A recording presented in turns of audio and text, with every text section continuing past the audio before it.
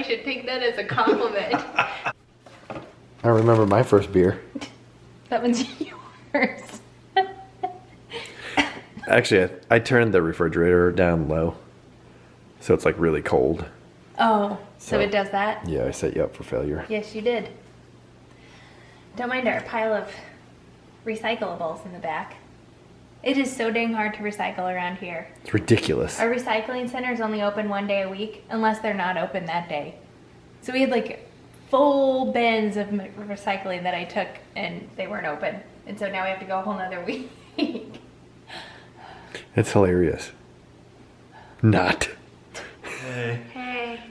A little off screen there. I'm Rach. And I'm Brad. The twins are in bed. Hallelujah. Baby number 3 is Right between here. us. And she's almost getting ready for bed. Yes. Pretty soon. Yes. It'll be interesting how this video goes because she's right there. Yeah, so we'll probably do half right now and half later. We'll see. Anyway, enough about that. Welcome. We sure would love for you to hit that subscribe button. Yes, we would. It helps our channel grow. And then if you also hit the thumbs up button down there, right by the subscribe button, it just helps our video get recommended to other people too. And today, it's a very exciting topic. It is. If you like clean stuff. Yeah, sanitized stuff to be exact. Right. What was the brand that we used before this brand? Or has it? Medalla. Medalla. Yeah. So, We're talking about sanitizing baby products. Whether you bottle feed, breastfeed, pump exclusively, you're gonna have stuff to sanitize for the baby. Or if you have toddlers in the house and you have some baby toys that are heat resistant, you sometimes want to sanitize toys. for sure. We've used it for toys. Or straws, reusable straws. Oh yeah, that's great. Yeah. So, the Munchkin Latch bags are currently our favorite. They eliminate the need to boil water on the stove and like put stuff in it. Which, how did we not discover these like before you gave birth? I don't know. Because remember, we had a friend that suggested. Yes, and before that, we boiled everything. And I would have given up on breastfeeding completely. If by pumping, I had to boil all those parts every time. Yeah, that's ridiculous. Yeah, so these are really awesome. Oops. You put just a little bit of water in them, seal it up. Well, it tells obviously, you how much. Obviously, you put your stuff in it, seal it up, put it in the microwave for about 1.5 minutes. It gives you instructions on your wattage and how long. And then boom, sanitized. It's amazing. And it advertises that it kills 99.9% of common bacteria. Yeah. So they usually come in a pack of 6 or 10 or 4, I'm not really sure. These come in a pack of 6, and then you're supposed to mark them off every time you use them. There's It has little boxes hash down marks. there. And eventually throw that bag away and start with a new bag. I cannot come up with a reason why you can't just continue using the same bag. Somebody will let me know. Yeah, let us know if there's a reason why it caps out at 20. If they start getting ragged, we switch to the next one, or if the zipper thing doesn't work. But It's probably like contact lenses. there's no way it could accumulate bacteria though, because it's sanitizing. Sanitizes every time? Well, yeah, but I mean, if you're not getting a proper seal. No, it just boils water inside there and sanitizes it. I think it's to make it a consumable product so that you have to keep buying more of them. Hi. She's laughing about it. That's the only thing I can think of. So let us know if we're doing that and it's wrong. So far, everybody's been okay. Well, we don't know how many times we use it though, because we don't mark. No, but it's well over that. All right. Yep.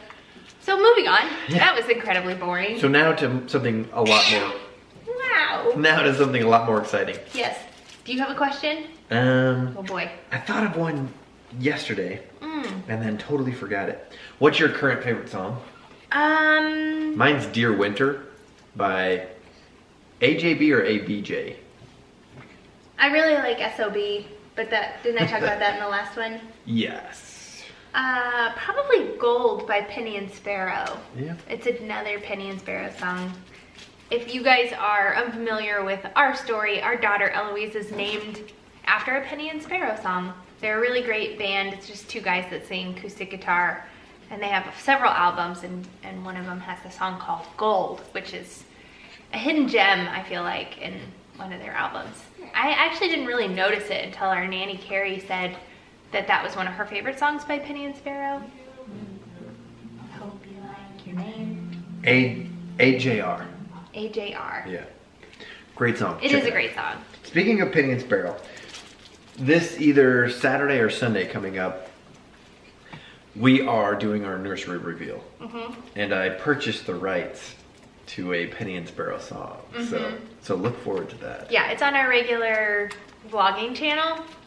If by some reason our lighting is like really horrible. It's like on the level of Between Two Ferns. You know how the lighting's like intentionally bad so that everyone looks half dead? Look how bad we look. It's like shining straight down to where my nose is casting a shadow on the rest of my face. Do you even have a face below your nose? Yeah, I do, see? Your teeth are so white and big that you're good. I don't know if I should take that as a compliment. They're so white and big. I think they're gorgeous. You have perfect teeth. Thank you. You're welcome. I don't think they are. We paid for your front ones. They're not considered perfect, though, because they don't go in a straight line. Like, these two are longer than these. Oh. Funny side story, we did have to pay for these two because when I was a kid, I chipped my two front teeth. And so that Christmas, did you sing All I Want for Christmas is my teeth? No, it happened in the summer, so I got it fixed right away. Okay. But they both chipped, both of my two front teeth, and they looked at pictures. I brought in pictures of what my teeth looked like, and they matched it, but they did it with like a filling, I guess. So then we're living in South Carolina 15 years later, and my dentist is telling me that those are only supposed to last a maximum of 10 years before at any time they could just fall out. So he highly recommended that I, when it was on my own terms, had veneers done with just my two front teeth. And so I elected to do that rather than wait until one of them chipped while we were in Hawaii or something. And so I have veneers. I wish we were in Hawaii. I know. Will we never made it to Hawaii. Will we ever go to Hawaii? I feel like there's so many places I would rather go. Well, yeah, because no offense to Hawaii. We've both already been to Hawaii. Exactly. That's why. If I hadn't been there before, or you hadn't been there before, then probably. We've not been there together. But the thing is, they have a really nice military hotel. So we could go take advantage of that. Yeah, and I've only been to Maui and the Big Island. So I guess what's the one called that's like really natural and more volcanoes? Does it start with a K? I'm sure someone will tell us. I wouldn't mind going there. That would probably be a different experience. Yeah, that'd be pretty cool. But probably my first tropical vacation I would select would be Costa Rica. Yeah. You too? Yeah. Well, we're going to go there as a family probably within the next couple of years, don't you think? That'd probably be my first choice for a family vacay too. We'd try to think of places we'd want to go that are in our time zone so we don't have to change the kids' schedule when they're not as flexible. Exactly. Well, and there's a direct flight, I think, from St. Louis. So take advantage of that. Yeah, or Mexico, but I also envision our friends that have twins and now have a third on the way that will have about the same age difference as our twins and Eloise. It's just going to be so fun when all of our kids get a little older, but I envision us all going to an all-inclusive resort with kids stuff to do in the beach, and all of the friends will play. Right. It'll be fun. Yeah, that will be fun. And they all match up, their genders all match up where we could marry them all off to each other. Yeah, exactly. That'd be great. So we're in this really tough situation where our daughter would potentially benefit from having a surgery. Not potentially, she would benefit from it. She will, yes. She will benefit from it, but there's also risks with surgery. And so our surgeon is recommending it, but saying it's up to us to decide whether we want to do it. So this is something that is a pretty big deal that you and I somewhat disagree on. How do you recommend on something like this, how do you recommend we come to an agreement? You just... concede. Well, no. I would like you not to just God concede. bless you. God bless you. She smiles so big after each sneeze. God bless you. Um, You're so happy. Have you been reading the emails that people send us about their children and their Yes. kidney surgeries? Yes. I don't think it takes away from like the stress that I have about her just flat out undergoing a surgery. I think in you general. should worry more now while she has this condition going on. Worry about infection, incontinence, in her future. Whereas if we have the surgery and it's successful, all that stuff is a non-worry. Yeah, that's true. So yeah, a little bit more anxiety for maybe the next month, like But long leading term. up to if we do have surgery. But after that, yeah, you should be at ease. I don't think I meant to make it about the surgery in particular, but more about if there's something that we just fundamentally disagree, how does a married couple go about coming to an agreement on that? Well, has there been anything that we fundamentally disagreed about? Maybe some parenting stuff. I mean, I always just concede and Yeah. do whatever you want to do. So this is something that he does all the time. I'm gonna that, let Rusty out. He's being annoying. that rather than answering the question, he asks me a question in return. Well, if I don't know the answer, or if I need more information to know the answer. But the thing with me and parenting is Rachel is with the kids at least twice as much as I am. At least, yes. So that's why more times than not I'll concede and do what you would ask. Yeah, because you don't see the ramifications necessarily of not doing things the way me and our nanny Carrie, her and I frequently have conversations about parenting philosophies, and we line up very closely on how we think kids should be raised and disciplined and read to and everything. We just line up perfectly, and that's another reason I love our nanny so much. But it's some things like her and I are on the same page, but Brad's on a different page. And by him being on a different page, it makes Carrie and I's life a lot harder. Yeah, see, the thing is, like, I'm hardly ever with them alone. Like almost never. Right. So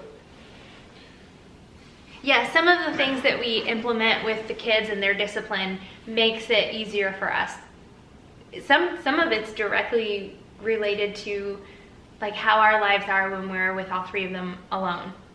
And if the kids are, I don't know an example, like if they're in the bathtub and one of them's standing up and I have to physically take one out of the bathtub because they won't sit down because he lets them stand up in the bathtub all the time, then that makes my life a lot harder when I'm with all three of them alone. So we had like that conversation, but that's again not what I asked. So just like we thought, Rachel went to go put Eloise down. So the original question was like, what are we doing to like end an argument? And what's been effective for us is if we can't come to an agreement, we just kind of ask like, well, who does this mean more to? Rachel or me? Most oftentimes it's Rachel. But, you know, if it's like really important to me, then Rachel will concede or will compromise more in my favor. But if it's more important to Rachel, then, you know, I'll just say, whatever, you know, you can win this argument. And it seems to be pretty effective. There hasn't been anything yet that's come up that we just simply can't agree on. So that's a pretty good strategy. All right, I think we're gonna end the video here. So be sure to hit that thumbs up, hit that subscribe button. Most likely our next video is going to break down the budget of the nursery, and it's a doozy. So we'll see you then.